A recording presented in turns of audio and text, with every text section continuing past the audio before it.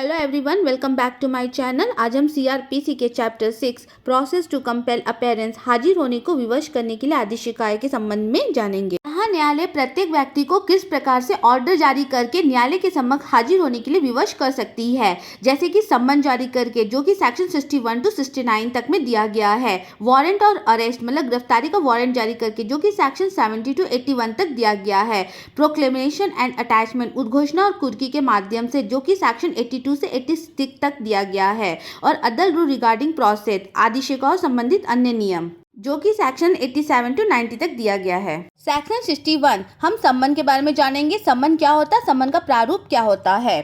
सम्मन जो होता है वो एक डॉक्यूमेंट होता है जो लिखित में होता है और उसकी 2 प्रतियां होती है। सम्मन जो प्रत्येक व्यक्ति को या उसके दस्तावेज को, किसी प्रकार के दस्तावेज को प्रस्तुत करने के लिए न्यायालय के प्रिसीडिंग ऑफिसर्स या उससे संबंधित अधिकारी के द्वारा किसी पर्सन को ऑर्डर किया जाता है, जो उस समय के उच्च न्यायालय का न्यायाधीश होगा या उस स्थानीय क्षेत्र का न्यायाधीश होगा। सम्मन में उसके हस्ताक्षर होते हैं और न्यायालय की मुद्रा जड़ित होती है।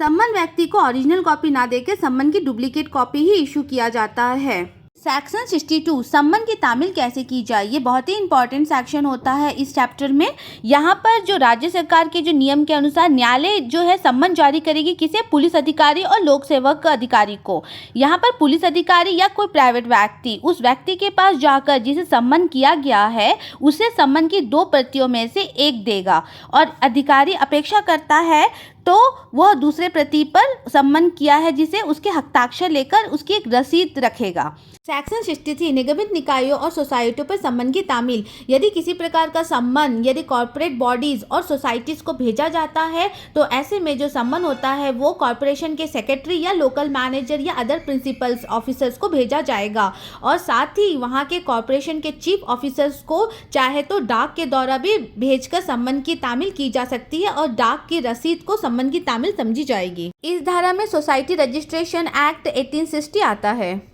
सेक्शन 64 जो सम्मन किए गए व्यक्ति ना मिल सके तब तामील। ऐसे में सम्मन की 2 प्रतियों में से एक प्रति उसके परिवार के सदस्य या अन्य किसी ऐसे संबंधी जो कि वयस्क सदस्य के पास में छोड़कर की जा सकती है, और दूसरी प्रति पर हस्ताक्षर लेकर रसीद के तौर पर रखी जा सकती है। इस प्रकार सम्मन की तामील हुई है समझी जाएगी। सेक्शन 65 जब पूर्व उद्बंधित प्रकार से तामील ना की जा सके तब की प्रक्रिया। अभी तक जो धारा 62 से 64 तक के उपबंध बताए गए हैं, अगर उस प्रकार से सम्मन की तामील नहीं होती है तो ऐसे में अधिकारी के द्वारा उस सम्मन की 2 प्रतियों में से एक प्रति उस सम्मन किए गए व्यक्ति के घर के बाहर, जहाँ पर वो मूल रूप से निवास करता है, और सहज रूप से वो लगाया जाएगा, और न्यायालय ऐसे में जाँच करेगा। अगर वो ठीक समझता है तो ये घोषित कर देगा कि सम्मन की तामील हो गई है, अदरवाइज वो क्या करेगा, एक नया सम्मन इशू करने का आदेश भी दे सकता है। सरकारी सेवक पर तामील। यदि सम्मन किया गया व्यक्ति किसी सरकारी सेवा में कार्यरत है तो ऐसे में न्यायालय के द्वारा सम्मन की दोनों प्रतियों को उस कार्यालय के प्रधान हेड ऑफ द ऑफिस को भेजा जाएगा। यहाँ पर धारा 62 के उपबंध लागू होंगे, जिससे कि वहाँ का हेड ऑफ द ऑफिस सम्मन की दोनों प्रतियों में से एक में हस्ताक्षर करके और एक को न्यायालय के पास लौटा देगा। सेक्शन 67 स्थानीय सीमाओं के बाहर सम्मन की तामील। जब न्यायालय को कोई भी सम्मन उसकी स्थानीय अधिकारिता से बाहर किसी दूसरे स्थान पर भेजना होता है तो ऐसे में सम्मन उस स्थान के मजिस्ट्रेट को भेजा जाता है जिसकी उसकी स्थानीय अधिकारिता वहां पर होती है, और जो सम्मन इशू किया गया व्यक्ति उस स्थान पर निवास करता हो। सेक्शन 68 ऐसे मामलों में और जब तामील करने वाला अधिकारी उपस्थित ना हो तब तामील का सबूत। न्यायालय द्वारा जारी किया गया सम्मन जब उसके स्थान से अलावा किसी दूसरे स्थान में अधिकारिता रखने वाले न्यायालय को भेजा जाता है, वहाँ के मजिस्ट्रेट को भेजा जाता है और वहाँ के अधिकारी द्वारा सम्मन की तामील की जाती है, तब ऐसे में न्यायालय जो होता है दूसरी प्रति के साथ में शपथ पत्र भी संलग्न करता है, और यहाँ पर सेक्शन 62 और 64 के उपबंध लगते हैं जिसे मजिस्ट्रेट द्वारा दूसरी प्रति पर हस्ताक्षर किए जाते हैं, और ऐसी कंडीशन में सबूत के तौर पर उस शपथ पत्र को शो किया जाता है।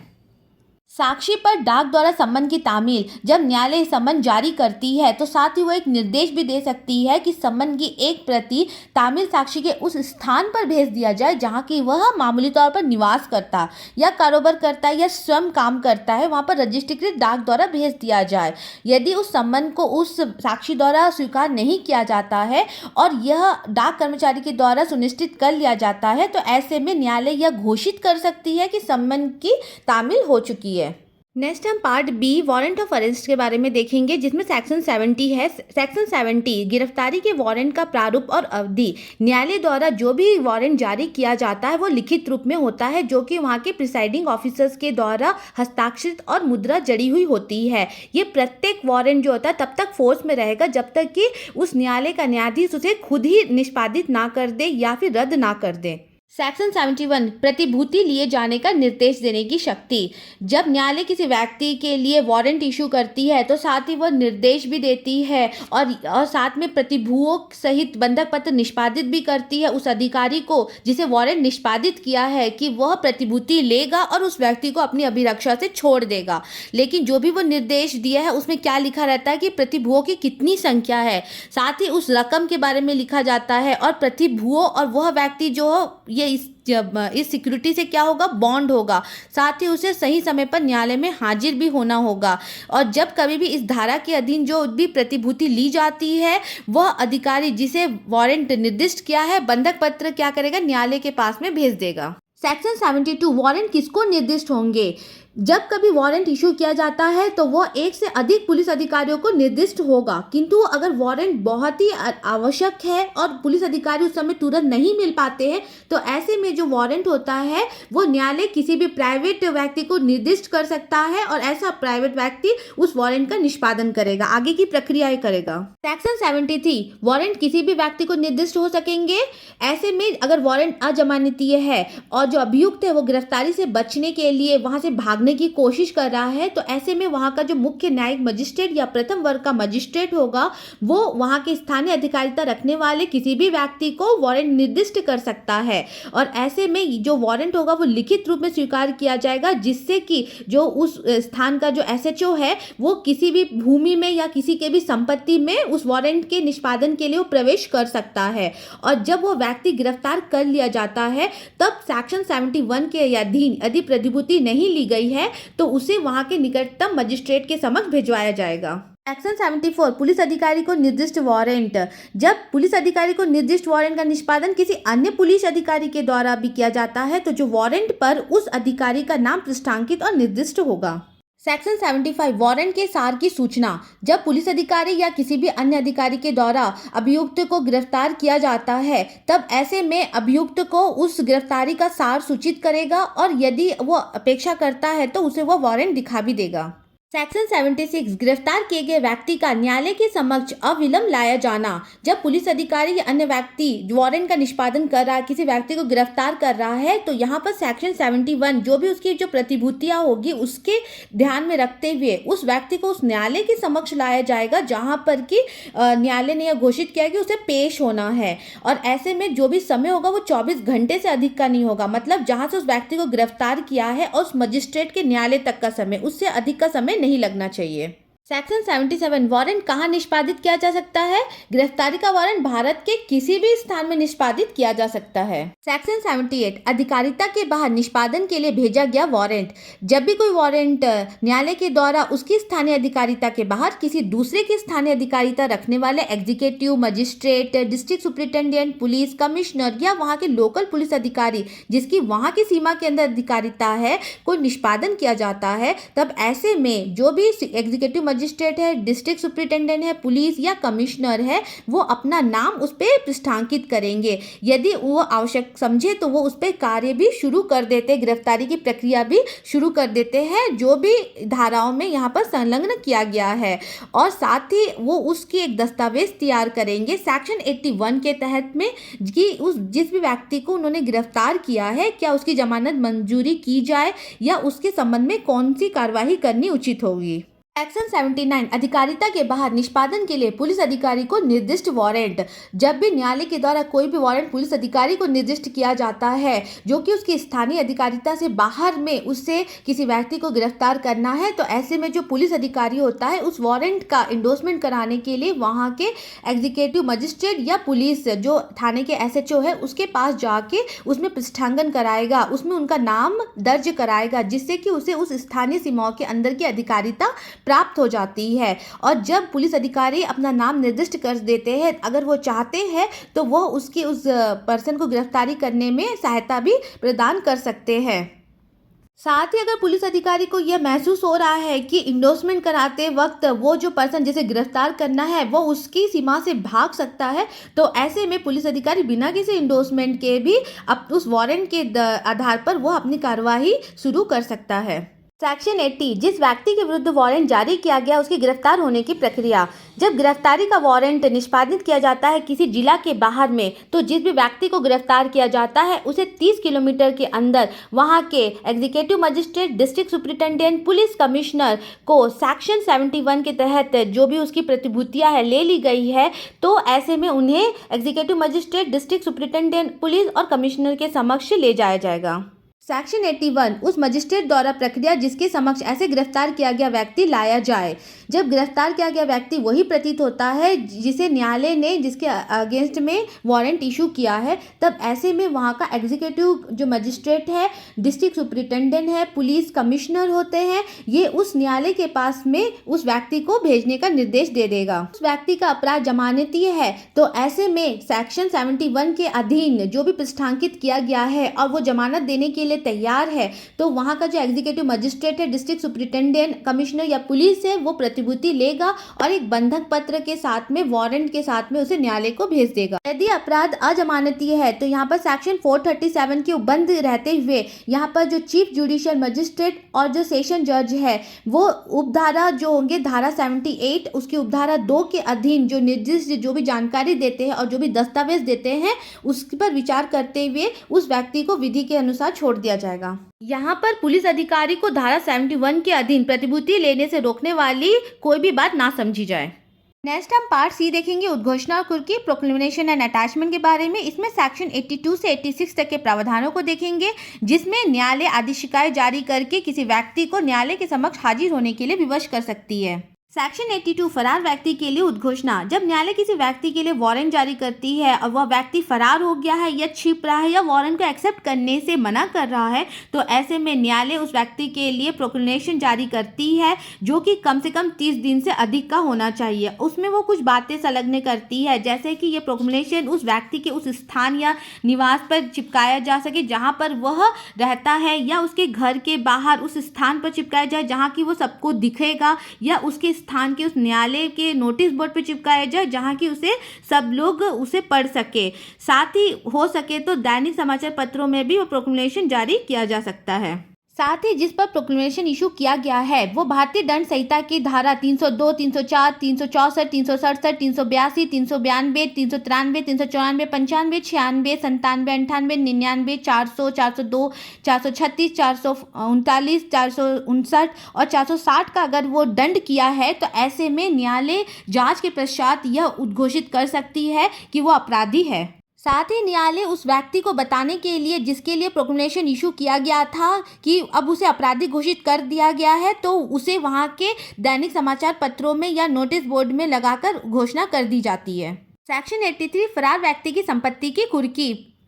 न्यायालय जब किसी व्यक्ति के लिए प्रोक्लेमेशन जारी करता है तो उसकी जो भी संपत्ति होती है, मूवेबल इमूवेबल, उसके लिए वो आदेश दे सकता है कि उस संपत्ति को भी अटैच कर लिया जाए, जिससे कि वह व्यक्ति जो है न्यायालय में हाजिर होने के लिए विवश हो जाता है। लेकिन जब प्रोक्लेमेशन इशू किया जा रहा है और न्यायालय को यह लगता है कि वह अपनी संपत्ति को बेचने वाला है या उस संपत्ति को उसके स्थानीय क्षेत्र से हटाने वाला है, तो ऐसे में प्रोक्लेमेशन के साथ में ही अटैचमेंट का आदेश भी जारी कर देती है। अगर उस व्यक्ति की संपत्ति उसी जिले में है तो अटैचमेंट आसानी से हो जाता है, लेकिन अगर उस व्यक्ति की संपत्ति किसी अन्य जिले में है तो ऐसे में उस जिला मजिस्ट्रेट के हस्ताक्षर के द्वारा ही इंडोर्समेंट के बाद ही उस प्रॉपर्टी की कुर्की की जा सकती है। सबसेक्शन 3 के अंतर्गत न्यायालय ने जिस संपत्ति को अटैच करने का आदेश दिया है, अगर वो संपत्ति किसी प्रकार की ऋण में है या फिर मूवेबल संपत्ति है जैसे कि कार या गाड़ी, तो ऐसे में इसे सीज किया जा सकता है या फिर किसी रिसीवर की नियुक्ति द्वारा की जा सकती है, या फिर यह आदेश दिया जा सकता है कि यह संपत्ति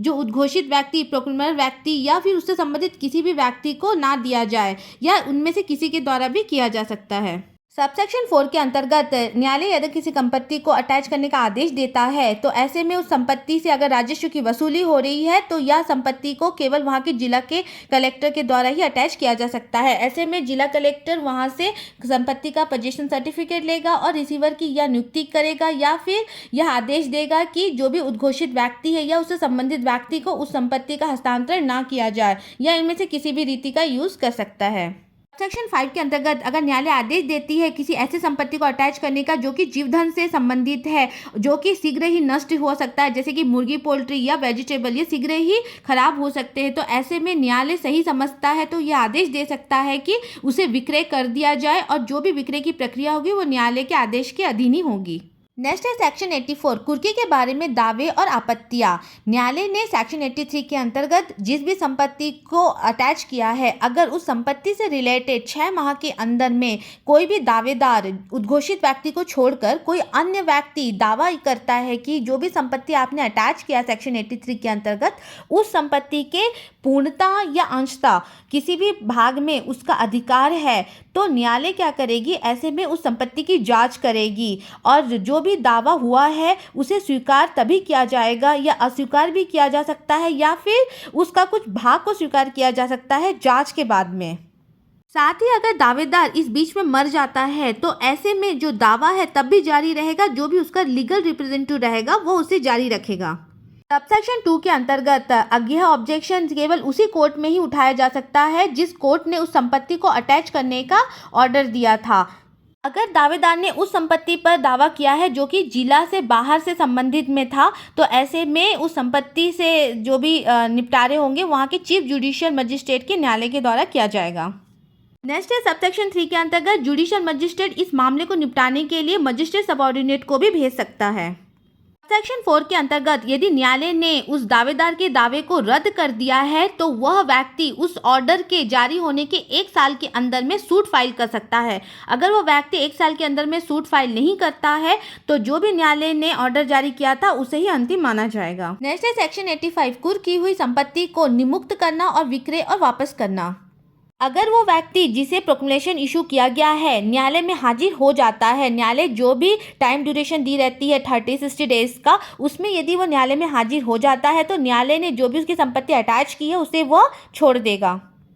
नेक्स्ट सबसेक्शन 2 क्या बोलता है, यहाँ पर अगर वो व्यक्ति उपस्थित नहीं होता है तो ऐसे में जो भी संपत्ति न्यायालय अटैच करती है उसका पूरा अधिकार जो होता है राज्य सरकार के पास चला जाता है। अब राज्य सरकार उस संपत्ति पर 6 माह तक तो उसे सेल नहीं करेगी, साथ ही वो ये भी देखेगी जो सेक्शन 84 में दावेदार है उसका निपटारा हुआ है कि नहीं उस संपत्ति के संबंध में, अगर उसने दावा किया है संपत्ति से रिलेटेड। न्यायालय कभी कुछ ऐसी संपत्ति को भी अटैच कर लेती है जो कि शीघ्र नष्ट होने वाले हैं, जैसे कि वेजिटेबल्स या फिर मुर्गी, पोल्ट्री फार्म्स, तो ऐसे में न्यायालय इंतज़ार नहीं करती है 6 माह तक का या फिर उस दावे के निपटारे का। न्यायालय के पास ये अधिकार होता है कि वह उसका विक्रय कर सकती है। सबसेक्शन 3 के अंतर्गत यदि जिसे प्रोक्लेमेशन इशू किया गया है वह व्यक्ति 2 साल के अंदर कोर्ट में हाजिर हो जाता है या फिर उसे पकड़कर कोर्ट में लाया जाता है और वह यह साबित करने में समर्थ हो जाता है कि वह कोर्ट से भाग नहीं रहा था, उसे किसी भी प्रकार का प्रोक्लेमेशन लेटर नहीं मिला है, वो छिप नहीं रहा था, और कोर्ट उसके इस दावे से संतुष्ट हो जाती है और उसे लगता है कि हाँ वो सत्य बोल रहा है, तो ऐसे में जो भी न्यायालय ने उसकी संपत्ति को अटैच किया था अगर उसने उस संपत्ति का विक्रय कर दिया है तो जो भी विक्रय की गई राशि न्यायालय के पास होगी वह उस राशि का कुछ अंशतः भाग उस व्यक्ति को देगी, और जो भी कोर्ट प्रोसेसिंग में जो भी खर्चे व्यय हुए हैं उन व्यय को उस रकम में से काटकर बाकी जो भी रकम होगी वह उस व्यक्ति को इशू कर देगी। नेक्स्ट है सेक्शन 86, कुर्क संपत्ति की वापसी के लिए आवेदन नामंजूर करने वाले आदेश से अपील। इस धारा में धारा 85 सबसेक्शन 3 में उस व्यक्ति के में बताया है जिसकी संपत्ति को न्यायालय ने अटैच किया था और उससे संबंध में जो भी वह उसे राशि देती है उससे वह व्यक्ति असंतुष्ट रहता है, उसे लगता है कि यह राशि उसके लिए सही नहीं है या वो संपत्ति के जो भी उसे प्राप्त हुई है उससे असंतुष्ट है, तो ऐसे में जिस न्यायालय ने उसकी संपत्ति को अटैच किया था उस कोर्ट से जिस कोर्ट में अपील की जाती है वो कोर्ट में अपील कर सकता है। नेक्स्ट हम पार्ट डी देखेंगे, आदिशिकाओं संबंधित अन्य नियम, अदर रूल रिगार्डिंग प्रोसेस। इसमें सेक्शन 87 टू 90 तक के सेक्शन दिए गए हैं जिसमें कुछ ऐसे रूल्स बताए गए हैं जिसमें न्यायालय विवश कर सकती है किसी भी व्यक्ति को न्यायालय के समक्ष हाजिर होने के लिए। सेक्शन 87 सम्मन के स्थान पर या उसके अतिरिक्त वारंट का जारी किया जाना। जब न्यायालय किसी भी मामले में किसी व्यक्ति के संबंध में शर्त होती है सम्मन जारी करने के लिए, उस समय अगर न्यायालय को यह विश्वास होता है कि जो व्यक्ति के लिए सम्मन जारी कर रहा है वो हो सकता है फरार हो जाए या सम्मन का पालन ना करे, तो ऐसे में न्यायालय जो है वो सम्मन के साथ साथ वारंट भी जारी कर सकती है। और साथ ही एक और कंडीशन होती है, अगर वो व्यक्ति न्यायालय में हाजिर होने में असफल रहता है और यह साबित कर दिया जाता है कि जो भी हम सम्मन उसको भेजे थे उसकी तामील की गई थी लेकिन उसका किसी भी प्रकार का रीज़न नहीं रहता है उसके बावजूद भी क्यों नहीं हाजिर हुआ है, तो ऐसे में जो न्यायालय है वो सम्मन के साथ साथ वारंट भी जारी कर सकती है। नेक्स्ट है सेक्शन 88, हाजिरी के लिए बंधक पत्र लेने की शक्ति। ऐसे में जो न्यायालय जो होता है जिसके प्रिसीडिंग ऑफिसर्स होते हैं वो शक्त होते हैं, पावर्ड होते हैं किसी व्यक्ति के संबंध में वारंट या फिर सम्मन जारी करने के लिए,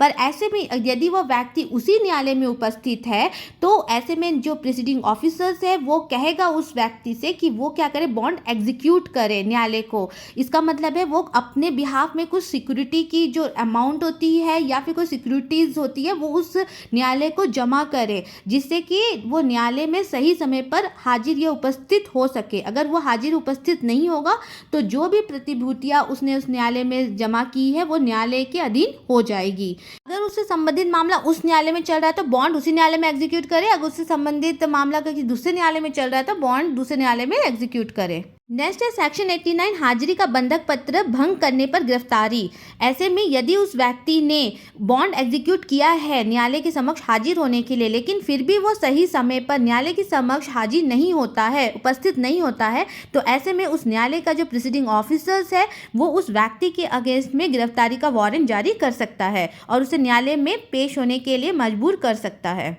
नेक्स्ट है सेक्शन 90, इस अध्याय के उपबंधों का साधारणतः सम्मनों और गिरफ्तारी के वारंट को लागू होना। इसका मतलब है कि इस अध्याय में जितने भी सम्मन और वारंट से संबंध में जो भी प्रावधान जो भी प्रोविजंस बताए गए हैं वो सभी के सभी सम्मन और वारंट्स जो भी इस न्यायालय से इशू किए गए उन सब पे वो लागू किए जाएंगे। इसी के साथ ही हमारा आज का वीडियो यही समाप्त होता है। हम फिर मिलेंगे नए वीडियो के साथ में। Thank you.